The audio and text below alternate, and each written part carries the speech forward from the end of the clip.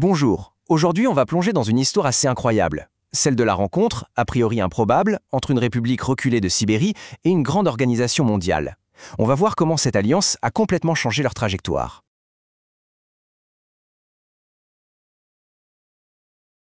Alors, comment est-ce que tout ça a bien pu arriver? Eh bien, regardons ensemble les grandes étapes de cette aventure pour comprendre comment les pièces du puzzle se sont assemblées.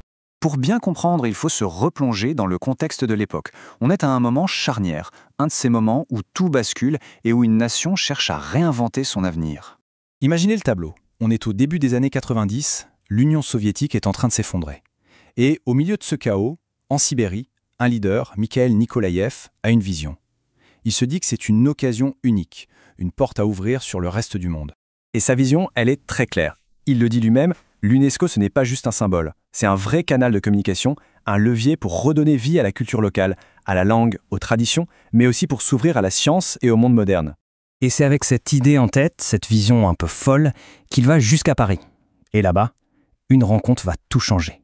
Alors là, il faut vraiment s'imaginer la scène. On est dans les couloirs du siège de l'UNESCO, ça bourdonne d'activité, et ce qui aurait dû être une simple poignée de main protocolaire se transforme en quelque chose de complètement différent, un vrai coup de foudre intellectuel. Parce que dès les premiers mots échangés, il se passe un truc. Colin Powell, le responsable de l'UNESCO, dit qu'il s'intéresse justement à l'éducation des peuples autochtones. Et là, c'est le déclic. Une connexion immédiate se crée. En fait, c'était l'alignement parfait des planètes. D'un côté, la Yakoutie qui cherche un partenaire mondial, de l'autre, Colin Powell, dont la mission est justement d'étudier et d'améliorer ce type d'éducation. Le potentiel de cette rencontre était tout simplement énorme. Bon, une rencontre c'est bien, mais il faut concrétiser. Pour ça, la Yakoutie envoie un expert à Paris. Mais attention, son rôle ne va pas du tout être classique. Le professeur Grégory Tomsky va obtenir un statut très spécial, celui de consultant honoraire. Ça peut paraître un peu formel, mais en réalité, c'est un statut qui lui donne une liberté d'action et une autonomie incroyable au sein de l'organisation.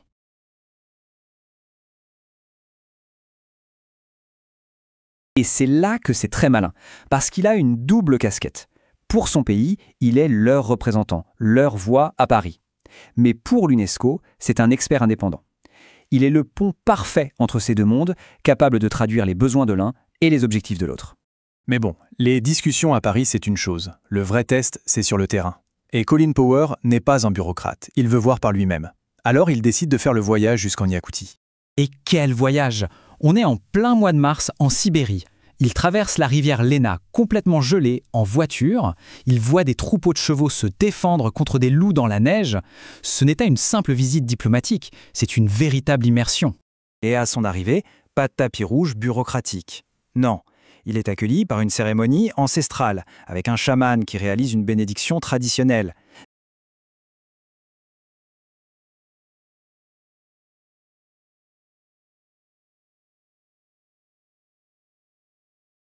C'est un signe de respect immense, et ça lui montre que la culture qu'il est venu soutenir est bien vivante. Et puis, il y a ce moment génial dans une école. Pour expliquer d'où il vient, de l'Australie, il se met à sauter comme un kangourou devant les enfants. Et là, d'un coup, toutes les barrières tombent. C'est ça aussi la diplomatie, l'humour, le contact humain. Et ce n'est pas que de l'anecdote. Lors d'une conférence à Yakoutsk, il prend la parole et il dit des mots très forts. Il valide publiquement le programme scolaire local en disant qu'il va non seulement préserver la culture, mais aussi ouvrir les esprits. C'est une reconnaissance énorme sur la scène mondiale. Cette visite n'était donc pas juste pour la photo. Loin de là. C'est de là qu'est né un projet très concret. Un projet qui incarne parfaitement l'esprit de cette collaboration.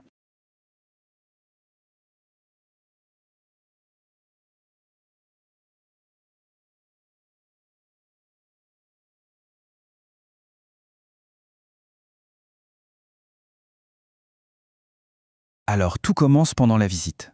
Dans une école, Power découvre un jeu, le Sonore, un jeu de stratégie complexe inventé par le professeur Tomsky. Il est intrigué.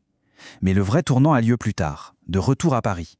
Tomsky va voir Power dans son bureau et lui propose une idée, créer une fédération internationale pour ce jeu. Power lui voit immédiatement le potentiel stratégique. Il fait le lien avec un grand programme de l'UNESCO, le projet 2000+. Il comprend que ce jeu pourrait être un vecteur incroyable pour promouvoir la culture scientifique. Il donne son feu vert. C'est direct, efficace. Et là, on n'est plus du tout dans la simple préservation du patrimoine, on est dans un modèle complètement nouveau. Une culture locale qui devient une source d'innovation, qui vient nourrir et même façonner les grandes stratégies mondiales. C'est la preuve qu'une petite initiative peut contribuer à transformer une grande organisation. Alors, que retenir de cette histoire? Finalement, elle nous amène à nous poser une question assez profonde. Qu'est-ce qui se passe réellement quand on donne à une région isolée les moyens non seulement de se faire entendre, mais de voir sa voix amplifiée sur la scène mondiale?